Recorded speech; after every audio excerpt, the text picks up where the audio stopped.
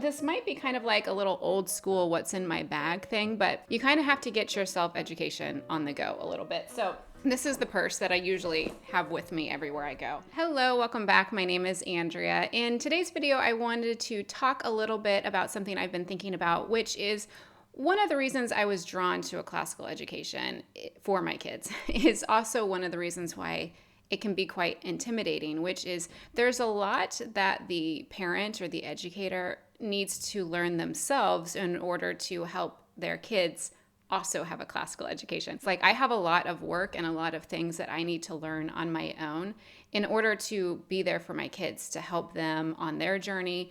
And also, if they're going to have this classical, beautiful education, I want to be able to talk about it with them and to read the same books and to talk about it and make it all a part of our family culture. Anyway, I say all that to say is there's a lot that I needed to learn, and I also still needed to take care of these kids. So you kind of have to fit your education into just the rest of your life. You can't just decide to, I'm going to go back to school, get this classical education, then come back and give it to my kids. No, you need to do it as you're doing it. So what I have found is that, first of all, I spend a lot of time in the morning. I'll probably spend 2 hours in the morning before my kids get up. Now, they go to bed a little bit later than standard so that they can spend time with their dad who works late. But that actually works out to my benefit because then they probably won't get up until about 8. So if I get up at 6, I have about 2 hours to do my Bible study, do some pre-reading and planning for homeschool stuff. So there's that. And then included in that, I have all the time that we are out and about, just doing the normal kid stuff. I'm in the car a lot, waiting on kids to get done with dance and kickboxing and stuff like gymnastics, things like that. And also we're at like a park a lot where I might just have time to sit there and study something. And so, for one, also, don't neglect the fact that sometimes just sitting with nothing to do is one of the best things that you can do for your own mind.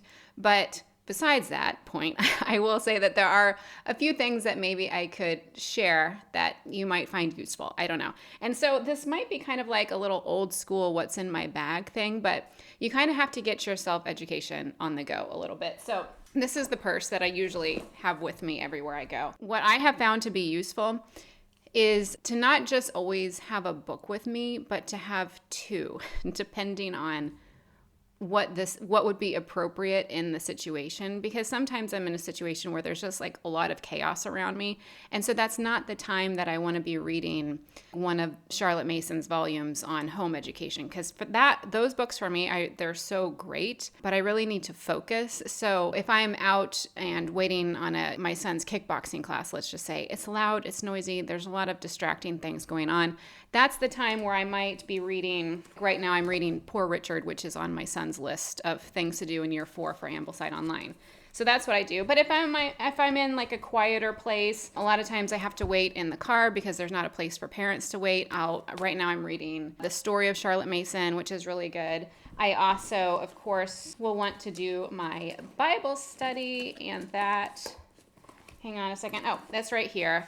So I love this mini Bible. I love it also because it's a reference Bible. And also, instead of having a big notepad with me, typically in a classical education, you might hear a lot about having a commonplace book. And I have one that's, a regular size moleskin notebook. But do you know what I found that actually just works better for me as a mom, kind of on the go, is to just use these field notes as my commonplace book, and I'll just have a million of these.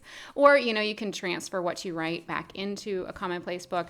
But I have this in my purse because my kids also have their own too. So I have my little name on the front of it. This is just where I write and take my notes on what I'm reading. And if I have any other thoughts or ideas, I'll just write it down in this notebook because it's so small and easy to just fit in my purse. Also in my purse, what I always have with me so that I can study more effectively is this pencil bag that has a whole bunch of different types of pens and pencils and highlighters, so that I always have everything that I need, little Post-it notes, stuff like that, so that I can just truly have a study. One of my new favorite things that I got recently that I'm actually really liking is these Mr. Pen makes these, what are these called? Post-it notes, but they are see-through. So you can actually put them in, let's say, a library book, put them on top of the paper and then underline something and then put a little tab next to it to show that this is something that you can like basically use them to mark up a library book. That's why I like it, because I have a library nearby that I use all the time, and I really like to do that. So I have these sticky notes that I use a lot for my Bible study, and then also if I have a library book. So I just found that it was really key. It's almost kind of like there was a point in time where I did the carnivore diet. And it actually really helped a lot to kind of solve some health issues that I was going through at the time. But I mean, it was so hard to eat just meat during a meal. And what I found to be useful was to have two different kinds of meat. So if I had steak, I also had some chicken mixed in with it, or I had a hot dog with some chicken, or bacon with hamburger. The mix of the two made it more palatable.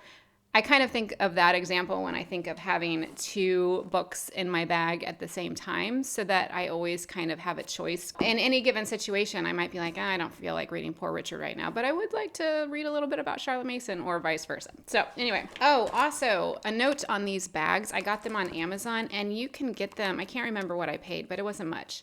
Maybe $20, and they came with 20 different sizes and shapes. So I use them for game pieces and little math pieces that we use with our math curriculum and stuff like that. So this was like a really good find. Okay, so this I also keep in my purse. This is just an aside, but this is called a jeweler's loop. And I heard about this on some kind of podcast at some point where they were talking about nature study.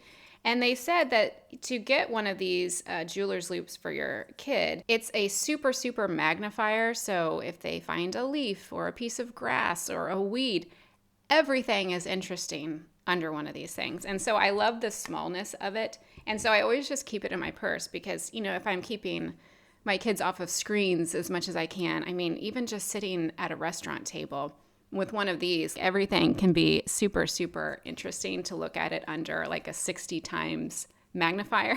So I think it's interesting too. Sometimes I'll just randomly pull it out and look at something under the jeweler's loop. So jeweler's loop, I'll link that down below too. I get everything off of Amazon, guys. So if I ever mention anything, just assume that's where I got it. I'll tell you otherwise unless I get it someplace else. So those were things that I just kind of carry with me so that I can be getting an education as I'm just out and about in the world. Another couple of things that I will mention that are digital products that I use all the time that I think are super helpful to kind of always be learning. One is Hoopla. I've never used Audible.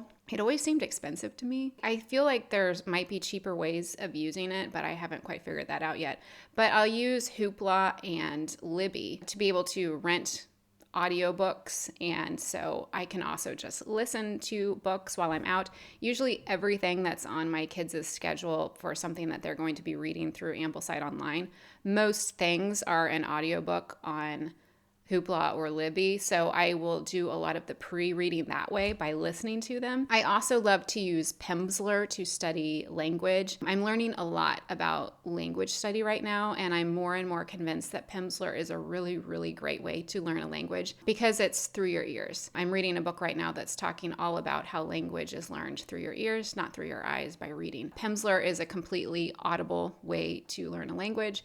And so, but that I really kind of need to be by myself somewhere. If I'm in a car by myself waiting, I'll do a Pimsleur lesson and work on my Spanish. I'll leave a link down below because I think you can get a free trial of it for like a week or something like that.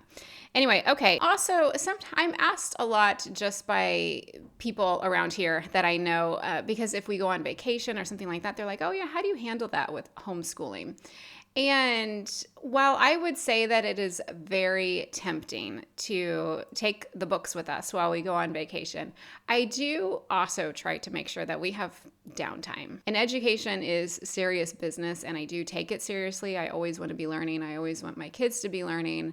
But also, we just need to have a bit of fun. And so, like this weekend, probably when you're watching this, I'm recording this on Wednesday, and this will probably publish on Saturday. At this moment, as you're watching, I will be in Wales at the beach with my family. We're just really looking forward to it. And so I'm really just probably going to take a read aloud book to read to them in the evenings. Some playing cards. We like to play quadruple solitaire. We just like to have fun hanging out, and I don't really worry too much about the schoolwork. The only time that I take schoolwork with me is if we're gone for a month or so. There have been times where that has happened, especially during all of our moves where we're kind of in between places or staying in a hotel for several weeks. So with that, I will definitely take some schoolwork with us so that we don't just get completely behind. Usually in those times, that's when I'm focusing on handwriting and math and really the things that are easy to kind of pack up with us. That's what I do if we are on vacation.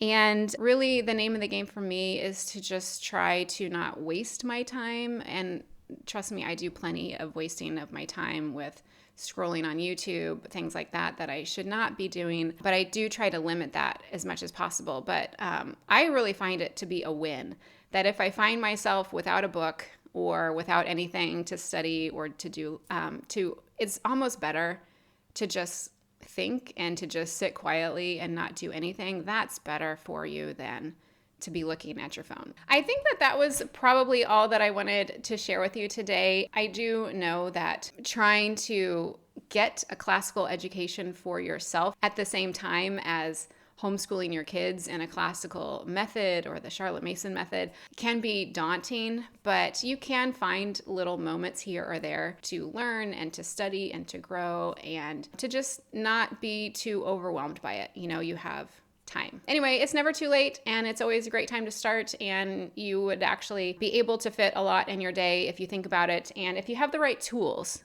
So that's why I wanted to show you what I had in my purse that you can see, like get a little field notebook and put a couple of books into your bag and get a small Bible and things like that are easy to carry around. And then just think of it as you're lugging around, some women wear a weight vest to go walking and you can carry your purse that has tons of books in it. So I hope that this was helpful and that you enjoyed it. I will see you when I get back from Wales, and I will see you in the next video.